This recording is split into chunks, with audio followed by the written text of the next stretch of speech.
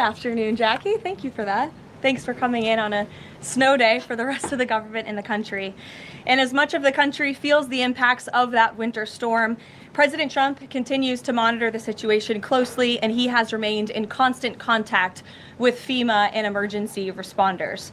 President Trump also quickly approved 12 federal emergency disaster declarations within 24 hours for the states of Arkansas, Georgia, Indiana, Kentucky, Louisiana, Maryland, Mississippi, North Carolina, South Carolina, Tennessee, Virginia, and West Virginia, enabling these states to access critical federal resources to supplement their response efforts if needed. These declarations will help state-led efforts of turning power back on, clearing roads for emergency services, and keeping communities safe. The White House will continue to correspond directly with governors and local officials in the coming days, especially in those states that were harshly impacted by this storm. I would also like to address the chaotic scenes in Minnesota over the weekend.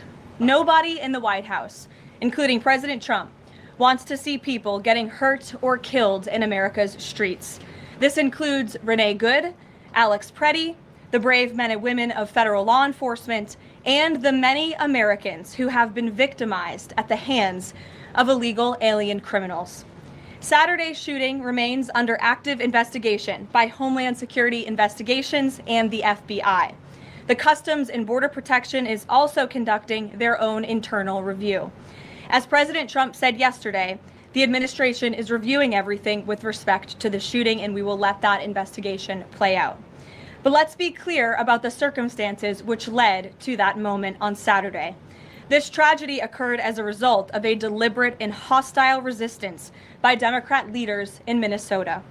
For weeks, Governor Walz and the Mayor Jacob Frey and other elected Democrats were spreading lies about federal law enforcement officers who are risking their lives daily to remove the worst criminal illegal aliens from our streets: murderers, rapists, pedophiles, human traffickers, and gang members. Governor Walz and Mayor Frey have shamefully blocked local and state police from cooperating with ICE, actively inhibiting efforts to arrest violent criminals. They have also used their platforms to encourage left-wing agitators to stalk, record, confront, and obstruct federal officers who are just trying to lawfully perform their duties, which has created dangerous situations threatening both these officers and the general public and Minnesotans alike. This is precisely what unfolded in Minneapolis on Saturday morning. Obstructing federal law enforcement and inciting violence against officers is wrong and illegal. This used to be a universally accepted position in the United States. Amid the hysteria, we must remember how we got here to this moment today and what this Democrat opposition is about. Former President Joe Biden and the Democrats opened America's borders for 4 years, inviting tens of millions of illegal aliens from all over the world to flood into our country. Among them, violent criminals who terrorized American communities and have inflicted devastating, permanent pain and harm on law-abiding Americans and their families. Yet we never saw outrage from Democrats or their allies in the liberal media over these horrifying crimes against U.S. citizens. The pain of American angel families was ignored and dismissed because it undermined the Democrat narrative. Innocent Americans like Jocelyn Nungray, Laken Riley, and Rachel Morin are just a few of the many victims savagely murdered by illegal alien criminals. Earlier this month, an illegal alien from Mexico with a long criminal history who came into our country under Joe Biden's administration threw a baseball-sized stone at a school bus carrying children in New Jersey and fractured the skull of an 8-year-old innocent child. President Trump promised accountability to these American families by securing the border, deporting every illegal alien who has committed crimes, especially and most importantly, violent crimes. Nearly 80 million Americans voted for him to deliver on that very promise, and he is. As the duly elected president, the president is fulfilling the will of the people by arresting and removing these threats from our country in cities from Los Angeles to New York and, yes, Minneapolis. Yet Democrat leaders in Minnesota with sanctuary city policies have actively defied federal immigration law and the will of the people. And as a result of that defiance, 2 Minnesotans have now tragically lost their lives on the streets of Tim Walz's state. It is President Trump's hope and wish and demand for the resistance and chaos to end today. That's why President Trump spoke with Governor Walz directly this morning, and he has outlined a clear and simple path to restoring law and order in Minnesota. Number one, Governor Walz, Mayor Frey, and all Democrat leaders should turn over all criminal illegal aliens currently incarcerated in their prisons and jails to federal authorities, along with any illegal aliens with active warrants or known criminal histories for immediate deportation. Number two, state and local law enforcement must agree to turn over all illegal aliens who are arrested by local police. And then thirdly, local police must assist federal law enforcement in apprehending and detaining illegal aliens who are wanted for crimes, especially violent crimes. If Governor Walz and Mayor Frey implement these common sense cooperative measures that I will add have already been implemented in nearly every single other state across the country, Customs and Border Patrol will not be needed to support ICE on the ground in Minnesota. ICE and local law enforcement can peacefully work together, as they are effectively doing in so many other states and jurisdictions. Additionally, President Trump is calling on the United States Congress to immediately pass legislation ending sanctuary cities once and for all. American cities should be safe sanctuaries for law-abiding citizens only, not for dangerous illegal alien criminals who broke our nation's laws and do not belong here. We hope Governor Walz will do the right thing and continue to work with President Trump to keep the American people safe following their call this morning.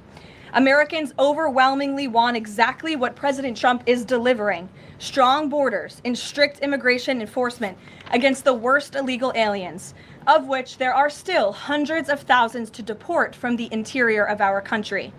The most peaceful way to carry out this vital public safety mission is for Republicans and Democrats to do it together, and for state and local law enforcement to work together with federal law enforcement. We want to let cops be cops. You wouldn't know this continues to be a very popular policy position from the biased media coverage over the course of the last few days, but polling shows huge support for this exact thing President Trump is calling for. More than 80% of Americans favor deporting illegal aliens convicted of violent crimes. A country unable to deport criminals who enter it illegally is no country at all. The open borders agenda of Kamala Harris, Tim Walz, and the Democrats was already on the ballot on November 5th, 2024, and it was resoundingly rejected. President Trump will never back down from his promise to deport violent criminal illegal aliens and make America safe again, and he welcomes all cooperation in that effort. With that, I will answer your questions. And Jordan Conradson, why don't you kick us off today? Thank you for being here. Thank you, Caroline. Jordan Conradson from Gateway Pundit. I have a few questions. First, with respect to the shooting in Minneapolis, we're seeing massive outrage from mainstream media and the left, but I'm just wondering, where was that outrage when Ashley Babbitt, an Air Force veteran, was executed by Capitol Police Officer Michael Byrd, who she posed no threat to in the U.S. Capitol? Well, you raised a very important point, which I also believed I just raised as well in those opening remarks, in that there has no doubt been selective outrage by the liberal biased media in picking and choosing victims and highlighting their stories. And as I've said, President Trump does not want any Americans to lose their lives in the streets of America and in American communities across the country. He believes what happened on Saturday is a tragedy, but every life is equal to President Trump, and that's why the lives of Laken Riley and Jocelyn Nungray continue to matter to him and be an utmost priority to him to this very day. And it's unfortunate that we did not see the same type of sensationalist media coverage over the tragic deaths of those innocent American women and girls across the country as we are in the wake of this tragedy that took place on Saturday. Gabe. Sure, go ahead, Jordan. I want to get your response to this. The Arizona Attorney General, just days before this shooting in Minneapolis, she seemingly encouraged rioters to go out and shoot and kill ICE agents. And I'll quote her here. She said, "If you reasonably believe your life's in danger and you're in the house or in your car or on your property, you can defend yourself with lethal force." And she said that you can't tell if ICE agents are law enforcement or imposters, and it becomes an issue of whether you reasonably believed they were law enforcement. Do you have a response to that? And does the White House believe that she should be held accountable for Well, these remarks? such dangerous rhetoric, as I pointed out, is exactly what has brought us to this position today, where you have elected Democrat officials across the country who are encouraging left-wing agitators and crazy people to go out and unlawfully obstruct lawful immigration enforcement. Again, these brave men and women of ICE and Border Patrol and the federal enforcement are just trying to do their jobs to enforce our nation's immigration laws and to go after the worst of the worst in this country. I would encourage everyone in this room, and I would encourage the Arizona Attorney General to look at the video of an ICE agent in Minneapolis. He was approached by left-wing agitators who were honking their horns and were screaming slurs at him, and he rolled down his window and he said, "What are you doing? I am out here trying to catch a child predator, somebody who has convicted crimes against an innocent child, and you are trying to obstruct me from doing my job." This rhetoric against ICE, comparing them to Nazi Gestapo, Donald Trump's police force, is despicable, it is shameful, and it is precisely what has led to the escalation of tensions in Minneapolis and in other places across the country. Gabe, go ahead. Be looking into her for justifying violence? I would defer you to the Department of Justice on that. Thank you, Caroline. Gabe. Regarding Minnesota, on Saturday, the Department of Homeland Security posted that Preddy looks like he wanted to do maximum damage to massacre law enforcement. Stephen Miller on Saturday posted that, or called Preddy a would-be assassin. Why did administration officials jump to conclusions before an investigation had even been conducted? Well, look, this has obviously been a very fluid and fast-moving situation throughout the weekend. As for President Trump, whom I speak for, he has said that he wants to let the investigation continue and let the facts lead in this case. With regards to the deployment of Tom Homan to Minneapolis, should the deployment of Mr. Homan to Minneapolis be seen as a sign that the president is dissatisfied with how the officials on the ground had handled the incident? No, Mr. Homan is doing an exceptional job, and he has been working with Secretary Noem and President Trump over the course of the last year. Secretary Noem still has the utmost confidence and trust of the President of the United States, and she's continuing to oversee the entire Department of Homeland Security and all of the immigration enforcement that's taking place across the whole entire country. Of course, Secretary Noem is also in charge of FEMA, and we are in the wake of a brutal winter storm where hundreds of thousands of Americans have been impacted by that. So Borders Czar Homan is in a unique position to drop everything and go to Minnesota to continue having these productive conversations with state and local officials. And I know that he's catching a plane in just a few hours to do just that at the request of the president. Jennifer. On Saturday's shooting, has the president been briefed, and have you been briefed on specific details of the shooting? How many shots were fired?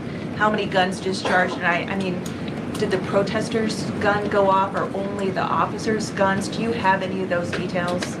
Again, the investigation is continuing, Jennifer, and we will let the facts lead and we will let the facts play out. In this investigation, I do know that HSI and FBI are conducting interviews with those that were involved and the agents who were involved in this unfortunate tragedy on Saturday. Are they keeping the president up to date on all those details? The president is obviously very much on the ball with respect to this investigation. I think he's made that quite clear with the various statements that you've seen him put out, and also the 4 points that the president has outlined as well to Governor Walz, and to encourage him to cooperate with ICE and with the administration. Mary. Thanks, Caroline. To follow on Gabe's question, Secretary Noem said Alex Preddy committed an act of domestic terrorism. Stephen Miller labeled Preddy a domestic terrorist. Does the president agree with them?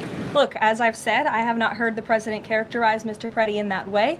However, I have heard the president say he wants to let the facts in the investigation lead itself. Was he alarmed to hear his top officials referring to him in that way, rushing to that judgment? Danny, go ahead. Thanks, Caroline. On Stephen Miller's comments, will Stephen Miller be apologising to the family of Alex Preddy for calling him, quotes, an assassin who tried to murder federal agents, despite the fact that, as you say, this is still under investigation? Look, again, this incident remains under investigation, and nobody here at the White House, including the President of the United States, wants to see Americans hurt or killed and losing their lives in American streets. And we mourn for the parents. As a mother myself, of course, I cannot imagine the loss of life, especially losing one's child. And that same empathy from the president goes for the parents of angel families, and parents of victims of illegal alien crime across our country as well. And that's exactly why the president continues to be wholeheartedly committed to deporting the worst of the worst criminals from our country. Why don't we go to the back? Kelly. Caroline, does the president believe that the killing, though, was a mistake? Has he expressed that at all? Again, the president has said, we have to review it, and this investigation needs to continue, and he's letting the facts on the investigation lead itself. Does he want the body camera footage to be released to the public? Now, that's not something I've heard the president commit to, so I won't do that from the podium. Sure. Caroline, how serious is the administration taking allegations that local and state officials in Minnesota are actively coordinating with demonstrators through encrypted or non-encrypted communications, as well as providing government resources to impede immigration enforcement operations? I'm sorry, Carrie, could you repeat your question?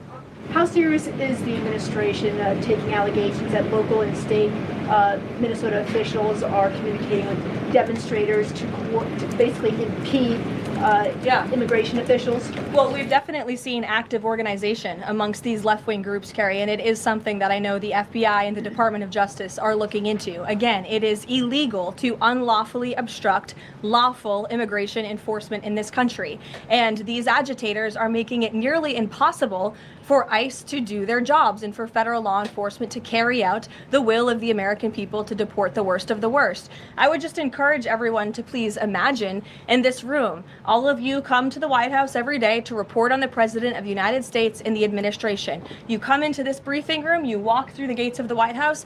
Just imagine if there were left-wing agitators or agitators of any kind who were in your face, who were doxing you, who were harassing you, who were physically threatening you, who were biting off your fingers. In the case of two Border Patrol agents we saw this past weekend in Minneapolis, that would make it very difficult for you to show up and do your job here at the White House every single day. That's what these officers in Minneapolis are facing. That's why the president is calling on Governor Walz, Mayor Frey for these three very simple and common sense points of cooperation so that ICE and local law enforcement can work together. Again, we are just asking for police to be police. And if you ask any law enforcement agent or official, they want to be able to work with their federal counterparts at the state and local level and vice versa. Caroline.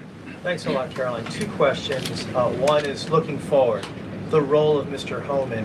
Is he being sent by the president to diffuse the situation that exists right now on the ground? Is he the point person essentially for the White House in terms of trying to tamp down the tensions that exist right now in Minnesota? Well, Mr. Homan is the point person for cooperating with state and local authorities and corresponding with them, again, to achieve this level of cooperation to subdue the chaos on the streets of Minneapolis. And I would just point out that Mr. Homan is someone who has been lauded for many, many decades for his experience working in law enforcement. In fact, this is a Washington Post headline from 9 years ago, 2016. Meet the man the White House has honored for deporting illegal immigrants. And I would remind everyone in this room that it was former President Barack Hussein Obama who awarded a medal to Mr. Homan. So he's obviously very qualified. He has the full trust and faith of the president.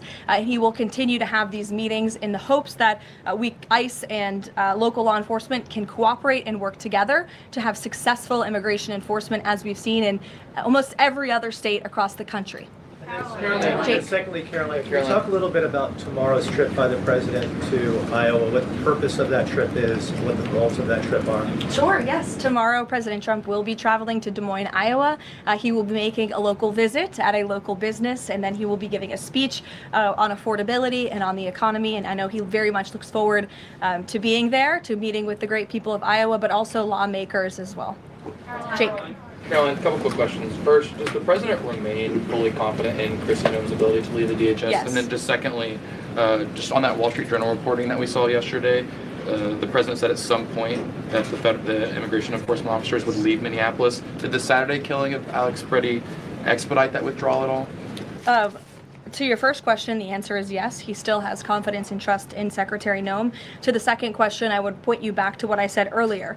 If Governor Walz and Mayor Frey implement these common sense cooperative measures, CBP will no longer be needed to support ICE on the ground in Minnesota. ICE and local law enforcement will peacefully work together, as they are effectively doing in so many other states and jurisdictions, to remove violent criminals from American neighborhoods across the country. Did Walz ask the president to remove the immigration enforcement officers? He asked the president to scale down, and the president reiterated what the president put out in his statement yesterday and what I'm sharing with all of you as well. I would just add on this level of cooperation a few statistics that I think are very important. 7 of the top 10 safest cities in the United States cooperate with ICE. And we've seen historic turnaround in safety in cities that have chosen to cooperate with ICE, that are not just led by Republicans, but also look right here in Washington, D.C. We had a great level of cooperation with Mayor Bowser in the local government, and we have been able to remove thousands of illegal aliens from the District of Columbia, where you all live, so you can thank President Trump for that. The murder rate in Washington, D.C. has plummeted as a result. There were no riots, there were no protests, nobody was tragically killed as a result of that level of cooperation between federal and local authorities. And again, that's all the president is asking for in Minnesota. It's totally common sense. Jared, go ahead. Thank you. Karoline, in this process, you continue to describe the situation in Minneapolis as chaos. Was there any mistake made by Secretary Noem that led the president to send Mr. Homan there? I'm sorry, I don't understand your question. Did Secretary Noem make a mistake which led to...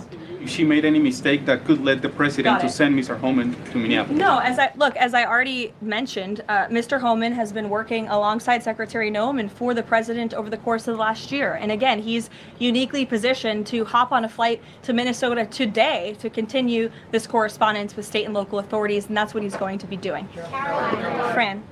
Karoline, is it the White House's position that Americans have the right to show up to these ICE operations and film, document, or protest the law enforcement actions? All Americans have a First Amendment constitutional right, of course, but Americans do not have a constitutional right to impede and obstruct lawful immigration enforcement operations. That is actually a crime, and it's something that we've seen taking place in the streets of Minneapolis, which again is leading to these dangerous circumstances that these federal law enforcement officers have been forced to work within. With respect to the call with Governor Walz this morning, the president described it as respectful. He said we seem to be on a similar wavelength, but you had strong criticism for the governor and the Minneapolis Mayor Jacob Frey just now. So could you explain the difference in tone between what the president had said in his True Social post and I think some of the criticisms that you just levied from the podium?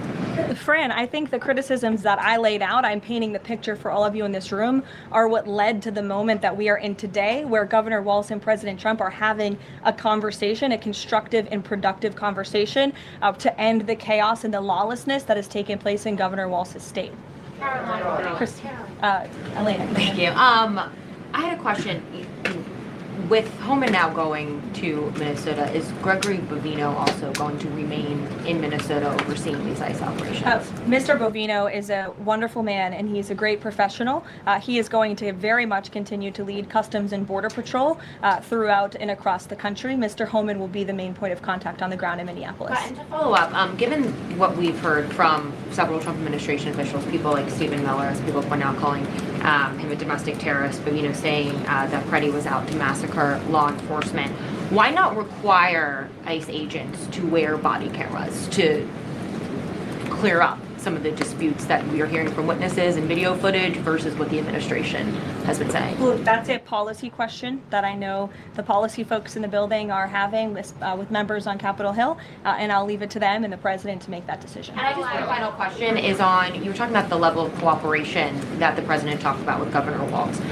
Will the administration commit to cooperating with local officials on this investigation into Alex Preddy? The president spoke about this with Governor Walz and said he would have a discussion about it. He did not make a commitment, and so therefore I won't make that commitment here. I would just remind all of you in the media, because I've seen a lack of reporting on this fact, there are investigations into what took place on Saturday. The Homeland Security investigations and the FBI have teamed up for an investigation, and there's also an internal CBP investigation, an internal review of what is happening on the ground in Minnesota. The president supports those investigations, and as I've said repeatedly, he wants to see them move forward. Phil. Thank you, Karoline. FBI Director Kash Patel said in a Sunday interview, quote, "You cannot bring a firearm loaded with multiple magazines to any sort of protest." Does the president believe the Second Amendment rights remain in effect even when protesting? The president supports the Second Amendment rights of law-abiding American citizens. Absolutely. There has been no greater supporter or defender of the right to bear arms than President Donald J. Trump. So while Americans have a constitutional right to bear arms, Americans do not have a constitutional right to impede lawful immigration enforcement operations. And any gun owner knows that when you are carrying a weapon, when you are bearing arms and you are confronted by law enforcement, you are raising the assumption of risk and the risk of force being used against you. And again, that's unfortunately what took place on Saturday. Is in Minneapolis. Will his mission continue to be focusing on illegal immigrants with a criminal history, or will it be on illegal immigration generally? Mr. Holman will continue to enforce our nation's immigration laws, especially deporting the worst of the worst criminals in Minnesota who have committed violent offenses. And I would just remind all of you that this important work is continuing to be carried out. In just the last few days, I'm happy to provide this packet to anyone in the room. ICE has arrested multiple violent criminals, illegal aliens within Minnesota. Many of them have convictions for assault, driving under the influence, fraud. This individual here I'm looking at was an aggravated felon with multiple convictions for larceny, fraud, and forgery of checks, vehicle theft, drug possession, domestic assault, inflicting bodily harm on another, criminal convictions of larceny, identity theft, again, charged with driving under the influence. These are extremely dangerous people who Governor Walz and Mayor Frey have allowed to roam on their streets, and all the president is asking for is cooperation to arrest individuals like this and deport them from the United States of America. I'll take a couple more. Go ahead. Okay, so this weekend the president posted that this is a cover-up of the fraud in the state of Minnesota. He also posted Minnesota is a cover-up. These both happened after the shooting. So given that these came after the shooting, what is the this here? What is the cover-up he's alleging? Yes, it's a good question. I've spoken with the president about this at length. What the president is referring to is the fact that you have Governor Walz and again the mayor who have been encouraging these left-wing agitators to come out and to harass and to dox and to threaten ICE and to make this conversation about and smear lies about federal law enforcement who again are just trying to do their jobs in an attempt to distract from the widespread massive fraud that has taken place in their state. Billions and billions of dollars has been stolen from law-abiding taxpayers in Minnesota, and the administration continues to be very focused on getting to the bottom of it, and especially, and the president raised a good question over the weekend, with respect to Congresswoman Ilhan Omar, who now has a net worth within the millions, and one must ask themselves why and how is that possible? Is she connected to the fraud rings that we have seen taking place within her state and her own district? It's a question the American people are raising, and the president believes it's one worth answering. Haley. Thanks, Caroline. I want to go back to some of the comments from Stephen Miller and Secretary Noem. You've made clear the president wants to see the investigation play out when answering some of the questions on the specific details. Is he concerned that some of those definitive statements made by other officials risks public perception of the credibility of those investigations now playing out? Again, the president believes that these investigations are credible, they are continuing, they are active, and he wants to let them play out. Alex. Caroline, thank you. Is the administration willing to separate DHS funding from other funding bills in order to avoid a broader shutdown? Look, at this point, the White House supports the bipartisan work that was done to advance the bipartisan appropriations package, and we want to see that passed. Policy discussions on immigration in Minnesota are happening. Look, the president is leading those discussions as evidenced by his correspondence with Governor Walz this morning, but that should not be at the expense of government funding for the American people, which would include, as you know, Alex, FEMA funding, and we are in the midst of the storm that took place over the weekend, and many Americans are still being impacted by that. So So we absolutely do not want to see that funding lapse, and we want the Senate to move forward with passing the bipartisan appropriations package that was negotiated on a bipartisan basis. And secondly, there's another round of Russia-Ukraine talks this weekend, Sunday. I wonder if you can walk us through what the president, how he'll be involved in that, if at all. We'll be talking to President Putin, President Zelensky ahead of those meetings. I'm not tracking any scheduled calls at this point in time.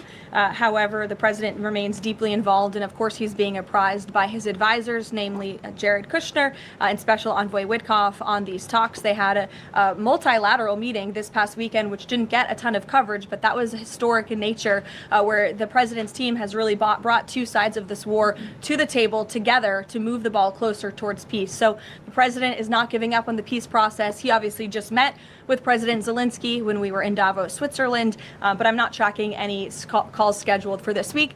On one more foreign policy point, I will point out, as you all saw, the last remaining body of the hostages, Israeli hostages in Gaza, has been returned. This is a huge foreign policy feat for the President of the United States, for the State of Israel, and frankly for the whole world. The President made the impossible possible, and so it's great news for the President, for the United States, for our allies, and also for peace in the Middle East. And I understand that more than 20 new additional countries have also signed up to join the newly established Board of Peace with respect to the rebuilding of Gaza, which is another historic accomplishment for this president. So thank you all very much, and we'll see you in Iowa tomorrow. Did the president talk to Caroline?